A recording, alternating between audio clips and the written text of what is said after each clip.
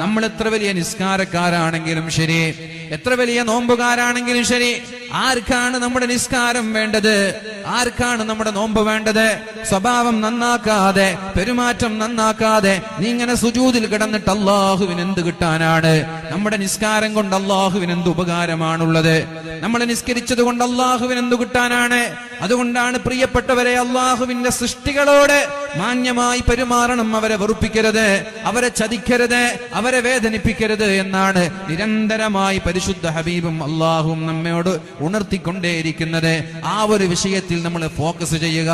നിസ്കാരത്തിൽ ചെയ്യുന്ന ഫോക്കസിനെക്കാളും, തഹജ്ജുദിൽ കാണിക്കുന്ന ആവേശത്തിനേക്കാളും നമ്മുടെ സ്വഭാവം നന്നാക്കാൻ, നമ്മുടെ പെരുമാറ്റം നന്നാക്കാൻ, നമ്മുടെ ഇടപാട് നന്നാക്കാൻ നമ്മൾ ശ്രമിക്കുക.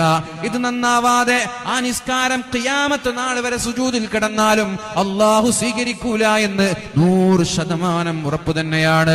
അതുകൊണ്ട് അതിനേക്കാൾ